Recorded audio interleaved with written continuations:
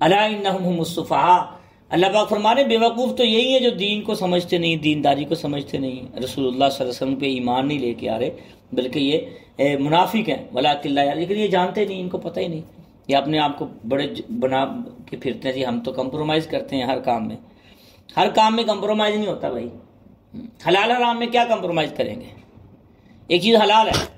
تو آپ کہیں جی میں سارا نو خوش رکھنا ہے، تو اس کو کچھ حرام کر سکتا ہے؟ نہیں، یہ حدود اللہ ہے، اللہ کے کہتے ہیں۔ ایک چیز حرام ہے، بندہ کہتا ہے میں کافروں کو خوش کرنے کے لیے چلو تھوڑے سے شراب ان کے ساتھ پی لو، ایک سگریٹ پی رہا ہے بندہ غلط کام کر رہا ہے، چلو یار پی لو یار خوش ہو جائیں گے، گانا سن رہا ہے چلو یار ساتھ خوش ہو جاؤ، نہیں۔ رسول اللہ صلی اللہ علیہ وسلم نے 3 درجے بیان فرمائے، بخاری شریف کی روایت۔ پہلا درجہ زبان سے روکو برا کام دیکھو، دوسرا دل میں برا سمجھو، ہاتھ سے روکو، پہلا ہاتھ سے روکو، دوسرا زبان سے روکو، تیسرا دل میں برا سمجھ لو، یہی تو ایمان کا ذالک اضعف الایمان، کم درجہ تو یہی ہے، بجائے اس کے کہ ان کے ساتھ خلط ملط ہو کے گل مل کے چلو جی۔ کہیں بھی کسی بھی جگہ پہ اگر دینداروں کو، دین والوں کو برا بلا کہا جا رہا ہے تو اس کو زبان سے روکیں یا ہاتھ سے روکیں یا دل میں تو برا سمجھیں، ان کی بات کوئی الگ ہو جائے، ان سے حصہ نہ بنے، غلط کام کا حصہ نہ بنے۔ یہ کرتے کیا تھے؟ جب مومنین کے پاس جاتے تھے منافقین، کہتے ہم تو مومن ہیں، رسول اللہ صلی اللہ علیہ وسلم کے پاس جاتے، صحابہ سے ملتے، الگ ہوتے۔ یہاں شیاطین سے مراد کون سے لوگ ہیں؟ شیطان سے مراد ہر محلے میں ایک شیطان ہوتا ہے، یہ 2-4 شیطان ہوتے ہیں، من الجنۃ والناس، یہ جنوں سے بھی ہوتے ہیں، انسانوں میں بھی ہوتے ہیں۔ اور شیطان کی تفسیر میں جو وہ کی گئی ہے، مفسرین نے لکھا ہے اس سے مراد کفار مکہ کے سردار ہیں، کفار مکہ کے کیا ہے؟ سردار ہے۔ بعض مفسرین لکھا نہیں، اس سے مراد شیطان ہے جو وسوسے ڈالتا تھا ان کو کہ تمہارے ان کے ساتھ تعلقات خراب نہ ہو جائیں کہیں، یا ان کے ساتھ تمہارے تعلقات خراب نہ ہو جائیں۔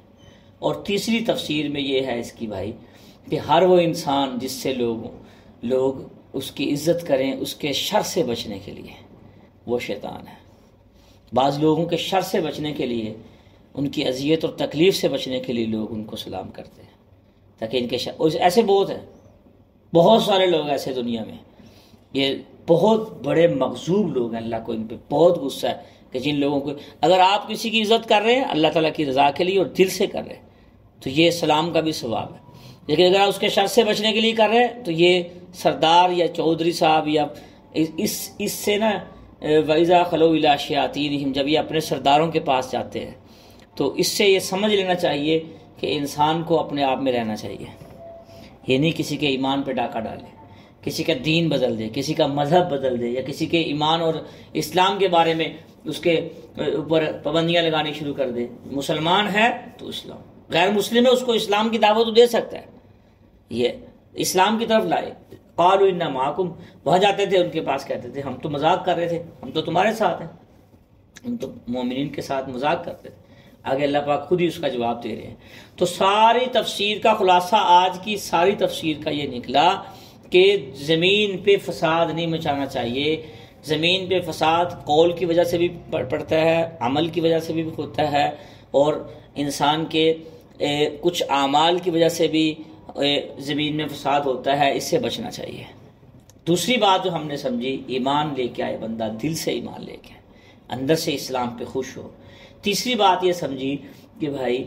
ایمان والوں کو، اسلام والوں کو، دین پہ چلنے والوں کو برا نہیں سمجھنا چاہیے، یہ سب سے اچھے لوگ ہیں، سب سے اعلیٰ لوگ ہیں، ان کی عزت دل و دماغ میں انسان کو رکھنی چاہیے۔ جن لوگوں کو ایمان کی سمجھ ہے وہ اللہ کے نیک بندے ہیں، جن کو ایمان کی سمجھ نہیں ہے تو ان کو ایمان سیکھنا چاہیے، اور ایمان والوں کو بھی چاہیے کہ جن کو ایمان کی سمجھ نہیں ہے ان کو ایمان سکھائیں اور بتلائیں، اور ایمانداری کے ساتھ ترازو میں رکھ کے تول کے پھر بتائیں۔ یہ نہیں کہ جو جس فرقے کا اس کو اپنے فرقے کی دعوت دیتا رہے، اس کو اسی طرح بلاتا رہے، چلو یار سارے فرقے کے لوگ بات رہے، نہیں، اسلام کی دعوت دیں، دعوت و تبلیغ کا کام کریں، دین کی دعوت دیں، فرقے کی دعوت نہ دیں۔ میں شروع سے اس چیز کا زور دیتا ہوں کہ ہمیشہ اسلام کی بات کریں، دین کی بات کریں، اچھی بات کریں، اور اچھی بات کا مطلب یہ ہے قرآن و سنت میں، احادیث میں، دین کی باتیں جہاں جہاں پہ ہیں وہ ایمانداری سے انسان بتلائے، اور اس کے ساتھ ساتھ کہ انسان اپنے سرداروں کی وجہ سے، دوستوں کی وجہ سے، بری صحبت کی وجہ سے اپنے ایمان سے نہ پھرے، ایمان کو نہ چھوڑے. یہ ساری باتیں اس سے یہ سمجھ میں آئیں. اللہ تعالیٰ ان تمام باتوں کو سمجھنے کی، ان پہ عمل کرنے کی توفیق عطا فرمائے.